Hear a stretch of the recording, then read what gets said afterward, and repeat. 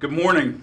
My name is Dave Newcombe, and I'll be your host today on the Panthers.com Coaches Show, and I'm happy to be talking about wrestling today. And we had on the amateur wrestling news, we were featured. Ferrum College was featured. Head coach Nate Yetzer and one of his wrestlers was on the cover of this prestigious magazine, and it says Nate Yetzer builds a new program at Ferrum College starting from scratch. And Gary Holden, our Director of Sports Information and Assistant Athletic Director, I think that's your title, I'm here with you today, and Jamie Carr, one of our outstanding wrestlers, freshman, non-traditional freshman at Ferrum College. And anyway, this magazine talks about starting from scratch, and Gary, I know you came in the early 90s to Ferrum College, and your dream was to start a wrestling program at Ferrum, and it's happened. Dave, you want to talk about that? I'm real excited about it. I think it was a great move for Ferrum. The college was looking for another way to boost enrollment, and wrestling seemed to be a natural. We brought a gentleman in from the National Wrestling Coaches Association, Mike Moyer, the executive director. He came down, talked with our administration, told them why he thought wrestling would be good, what the benefits were, pros and cons, what the numbers were that we could expect. He felt like we could get 35 additional students here, and in the end, I think it's been quite a few more than 35. We've had probably at one point this year there was close to 70 wrestlers on this campus, so I think it worked out to be a good decision, and we got some great students as well. Jamie Carr here has been academic all-conference last year, made a 3.8 GPA this past semester. Congratulations, by the way. And so I think that it's worked out so far to be a really good addition to our program. And as you know, I have a wrestling background, so I'm very excited about it. And so do you, Dave. I know you've got a great wrestling background. We both have wrestling backgrounds. Mine not as prestigious as you, but let's talk to Jamie a little bit. Jamie, you're a really interesting guy. I remember back in the day when you wrestled for Franklin County, outstanding wrestler, and you're what we call a non-traditional student. And why don't you tell us a little bit about that? You're in the Army and still in the Army, National Guard. Yeah, I guess I'll start from high school. When I graduated high school, if Ferrum College obviously would have had a wrestling program, that's probably where I would have leaned towards. And it was just a thought then. You'd never think that it would be, it would be here now. Right. But I graduated in 2009, and I found myself after about 8 months after graduation, I had no plans, no nothing. And I was at a point in my life where I was probably at my lowest, and I didn't enjoy it at all.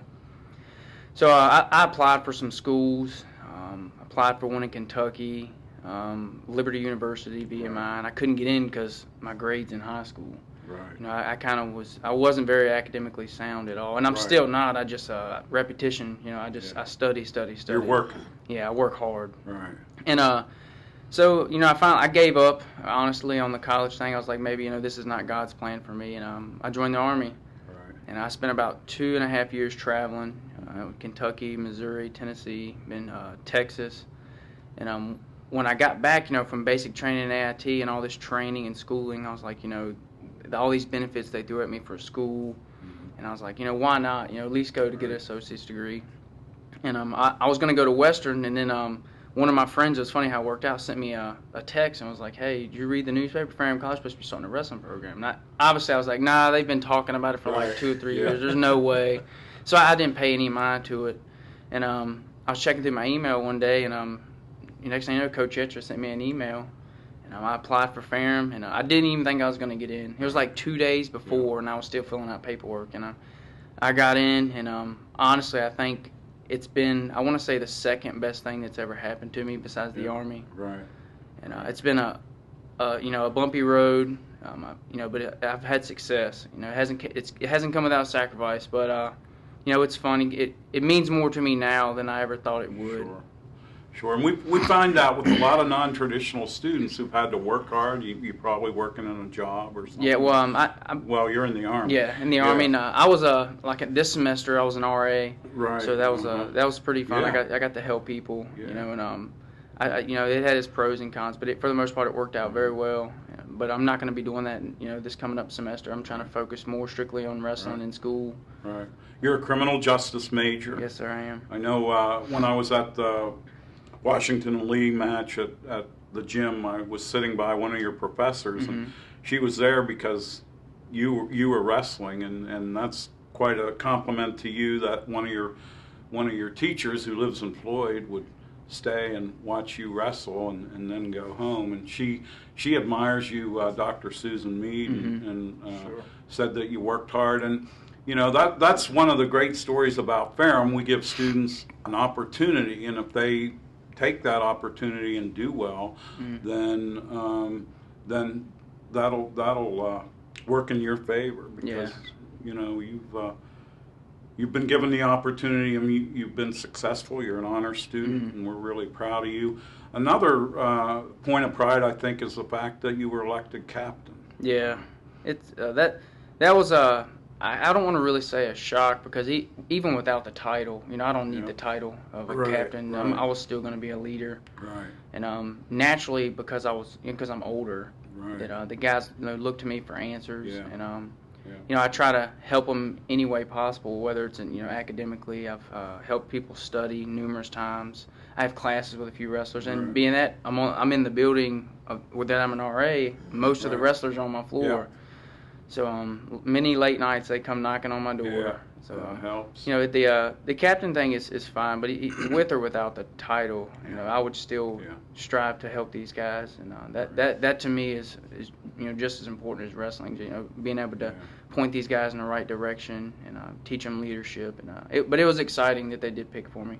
Yeah, I see you in the cafeteria a lot of times early in the morning after your early morning practices, and you're there with the guys and talking to them, and I see you around campus, and you seem to me, I thought, this Jamie Carr looks like he's doing well, he looks like a leader, so you just can kind of tell. You know, Jamie's been, you know, Dave, I've seen Jamie grow up wrestling and everything here in Franklin County, and he's become quite a young man, and I was very pleased when I heard he was interested in coming to Ferrum, because I knew what a great wrestler he was. He was third place in the AAA state tournament, which is one of the best we've ever now had. the 6A state tournament, the biggest levels, and he's just done a great job here. From everything I've heard, my wife Leslie has heard from a lot of faculty members as well about what a great job he's been doing in class, and you know how much they enjoy having him around. So I'm pleased to see that too. Well, it's been a blessing and a win-win for you and for Ferrum College. So we'll go from there. We got our schedule was kind of messed up a little bit with the snow on the 8th. So we had a big tournament, couple of big dual meets or tournaments scheduled. You want to talk about the schedule, Gary? Yeah, Liberty University and Middlesex County College out of New Jersey. We were supposed to wrestle at an event called Havoc in the Heights, which was at Colonial Heights High School, was going to be at Colonial Heights High School. And each of the three teams would wrestle each other, and you know, a pretty good day for us. Get an opportunity to get into the Richmond area. I know Coach Yetzel was pretty excited about going out there and showcasing our team to the greater Richmond area. You know, one of the bigger recruiting areas in the state. And a great recruit, right? Yeah, and it just didn't work out. Brandon Bradley, our assistant coach, is from there. He went to one of the schools. You know, was a AAA state runner-up at one of the Richmond city schools. So they were pretty excited about getting back. And just the way it worked out, we had a snow, not really snow, like an ice storm, freezing rain that day, and it was just too dangerous to send the kids out on the road. And I think it was a smart idea to pull that off the schedule for the day. Yeah, we had women's basketball games canceled at home. Right. So you don't want to send your teams out on the road. I think Coach Yetzer wants to at least try to reschedule Liberty University, and because they're so close, we could go out to their place, or they could come out here. We're only 90 minutes apart, which is, you know, pretty easy drive and everything for either school. And the coach there, Jesse Castro, I knew him from when I coached up in New England. He was at Norwich University, a military school up in Vermont. So he and I are good friends and everything. And his daughter and my son both ran cross country. We reconnected once we both got down and hit Virginia a number of years ago. So great guy. And you know, Jamie, Liberty, how good of a big of a match would that be for you guys to wrestle against a former D1 team? They're a club program now, but they've still got a full-time coach. They still get some pretty formidable athletes. Yeah, that was actually, like I said, one of the schools I had applied for. I went and talked to, his name's Castro. Yeah, Jesse Castro. Yeah, I went and talked to him, and I actually got to practice with the guys. And even though they're a club team now, even as a Division I program that they were, they still had some, phenomenal athletes. They had multiple state placers, state champions. So like I say, even as a club team, it's for us to wrestle them, that's huge. Sure. Well, the last year, the year that they dropped their program back to club status, they sent 6 guys to the NCAAs. Wow. So you send 6 guys to the Division I NCAA tournament. That's pretty big time, and we were all shocked about why they, that they dropped it back to club level. Right.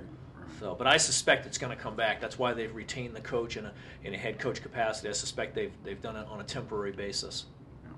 Well, I guess we're all in the Christmas spirit here with our hats on. People may wonder when they watch this in February why we're wearing these funny hats, but it is the Christmas season. And what happens over Christmas for you guys, Jamie? What's the schedule? We're on Christmas break right now.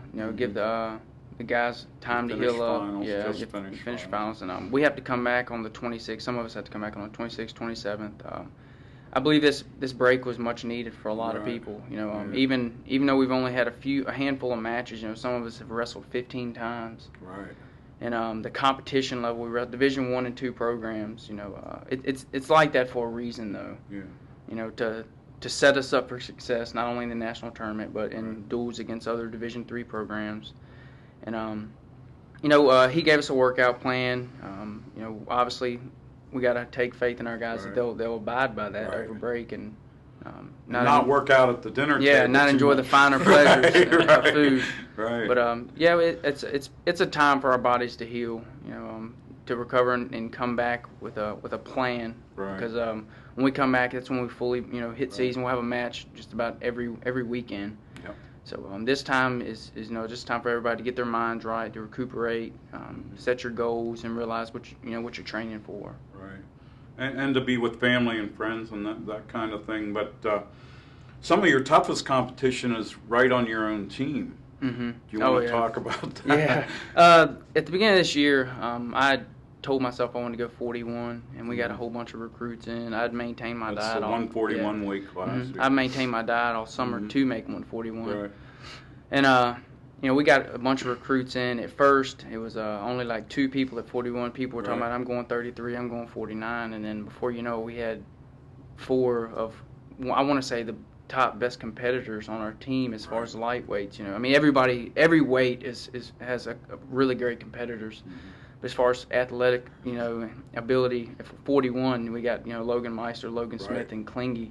Right. And then me. Brian Klingenfield, who's a Franklin County guy. Yeah. Local community. And it's a battle. I tell you, some of the toughest matches I've had this year have been in the room with them guys. Yeah, I know. I've heard Meister's name, and he was 157, right? Yeah. Well, there's Jamie probably won't say this, but I'm sure that it's probably one of the toughest weight classes that we have here. There's so many guys. I mean, there'll be days that easily the toughest competition will be in that practice room at that weight class. And Paul Biggs is 49. Oh, he's 49. So I thought he might be 141 too. Yeah. But, Dave, Jamie won't tell you about this as well, but Jamie went into a tournament at UNC Pembroke, I think it was, lost his first match of the day, had to wrestle back and win 7 more matches through the back bracket to come back and place third. And as we know, once you start wrestling through back bracket, it's really difficult to keep your momentum up and everything. And he just did a great job to come back and wrestle back for third. Had 5 pins in that tournament, which was the highest number of pins in the tournament, most falls, least amount of time. And just a great day for him. And to come back and do that, Jamie, you know how difficult it is to wrestle back for third. Yeah, it was. You had a good day. It was. When I lost my first match. I was actually winning. I was winning, I believe, 4-0, and I picked bottom and I got caught, got pinned, and I kind of just walked off and went in my own little corner, and I regathered myself, and and it's funny how it's happened, because after high school I kind of I thought my ability to wrestle was gone, and then I remember sitting in the corner at Pembroke and I was like, God, help me, do this. It was like he took control, and I was seeing and feeling things that I hadn't felt in a while. So, and it's simple to say I was a man on a mission after that, and I had success and it was fun. Got to compete with some All-Americans, and I actually had to wrestle my teammate, which was probably the hardest match at that tournament. 1-0 win, wasn't it? 1-0 win. It was tough. It came down to. And who was that? Logan Meister. Logan Meister. And he came in as one. He's such a tough kid.